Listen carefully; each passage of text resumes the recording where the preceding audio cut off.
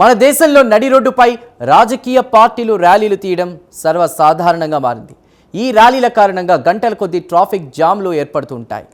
ఇక ఫలితంగా ప్రజలు గంటల కొద్దీ నానా ఇబ్బందులు పడుతుంటారు. తాజాగా ముంబై నగరంలోని ఒర్లీ ప్రాంతంలో కూడా ఇలాంటి సంఘటనే జరిగింది. అయితే ట్రాఫిక్ జామ్లో చిక్కుకున్న ఒక బిడ్డ తల్లికి పట్టరాని ఆగ్రహం వచ్చింది.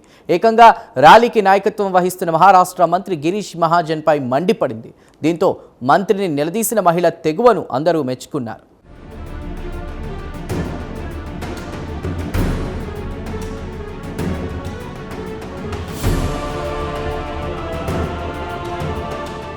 ముంబై నగరంలో ఇదొక అనూహ్య సంఘటన. ట్రాఫిక్ జామ్లకు మీరే కారణమంటూ ఏకంగా ఒక క్యాబినెట్ మంత్రినే ఒక సాధారణ మహిళ దులిపేసింది.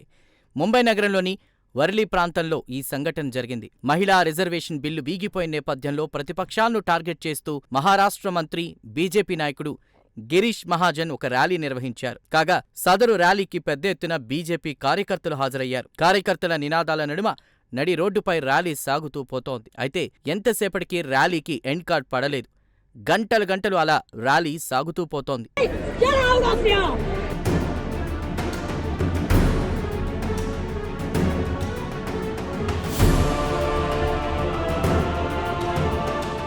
ఇదిలా ఉంటే బీజేపీ ర్యాలీ సందర్భంగా ఒర్లీ ప్రాంతంలోని ప్రధాన రోడ్లపై పెద్ద ఎత్తున ట్రాఫిక్ జామ్ నెలకొంది.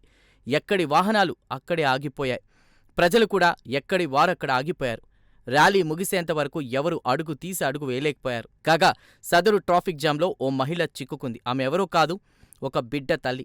ఆమె బిడ్డ అక్కడికి సమీపాన గల ఒక స్కూల్లో చదువుతున్నాడు. స్కూల్ వదిలేసరికి బిడ్డను తీసుకుని ఇంటికి వెళ్లాలనేది ఆమె ఆలోచన. అయితే ర్యాలీ కారణంగా రోడ్డుకు అవతల వైపు ఉన్న బిడ్డ చదువుకుంటున్నటువంటి స్కూల్ వద్దకు ఆమె వెళ్లలేకపోయింది. గంటల కొద్దీ వేచి చూసినా ఒక 1/2 కిలోమీటర్ దూరాన ఉన్నటువంటి పాఠశాలకు ఆమె వెళ్లలేకపోయింది.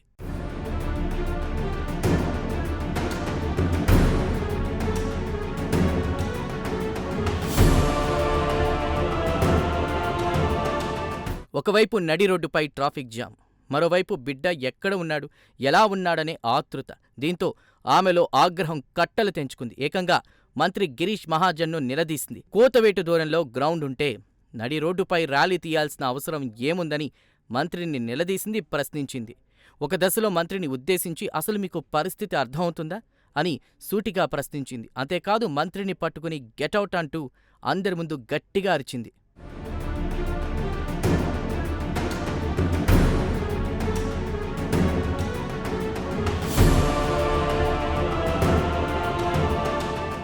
ఆమె ఉగ్రరూపం చూసి పోలీసులు బిలబిలమంటూ ఆమె దగ్గరకొచ్చారు. ఆమెను సముదాయించడానికి పోలీసులు ప్రయత్నం చేశారు. అయితే పోలీసులను ఆమె పట్టించుకోలేదు. నడి రోడ్డుపై గంటల కొద్దీ ట్రాఫిక్ జామ్ ఏర్పడితే మీకు చీమ కుట్టినట్లు లేదా అంటూ పోలీసులను దులిపి పారేసింది. దీంతో కంగు తినడం పోలీసుల వంతైంది. అంతిమంగా మంత్రిని నిలదీసిన మహిళ తెగువను అందరూ మెచ్చుకున్నారు.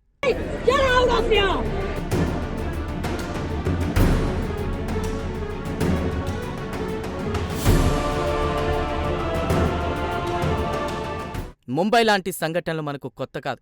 ఇటీవలి కాలంలో మన దేశంలో ఇలాంటి సంఘటనలు సర్వసాధారణంగా మారాయి. నడి రోడ్లపై ర్యాలీల పేరుతో ప్రజలను ఇబ్బంది పెట్టడం రాజకీయ పార్టీలకు అలవాటుగా మారింది. ఇందులో ఏ రాజకీయ పార్టీకి మినహాయింపు లేదు. సహజంగా నగరంలోని ప్రధాన కూడళ్ల మీదుగా ఇటువంటి ర్యాలీలు తీస్తూ ఉంటారు రాజకీయ నాయకులు. కాగా సదరు ర్యాలీ పూర్తయ్యేంత వరకు ఆ రహదారులో పెద్ద ఎత్తున ట్రాఫిక్ జామ్లు ఏర్పడుతుంటాయి.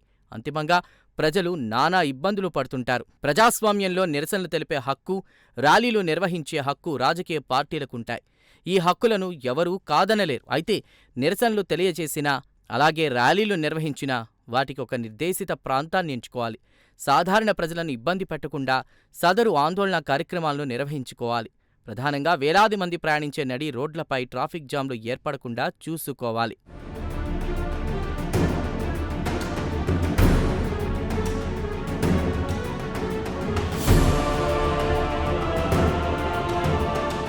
కాగా కొన్నిసార్లు నడి రోడ్డుపైనే రాజకీయ పార్టీలు బహిరంగ సభలు ఏర్పాటు చేస్తుంటాయి.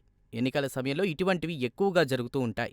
దీంతో సదరు నడి రోడ్డు మీదుగా ప్రయాణించే వాహనాల దారి మళ్లిస్తుంటారు పోలీసులు. ఫలితంగా అటువైపు నుంచి వెళ్లే వాహనాలు 5-6 కిలోమీటర్ల చుట్టూ తిరిగి రావాల్సుంటుంది. ఏమైనా సాధారణ ప్రజలను ఇబ్బంది పెట్టకుండా ర్యాలీలు నిర్వహించుకోవాల్సిన బాధ్యత అన్ని రాజకీయ పార్టీలపై ఉంది.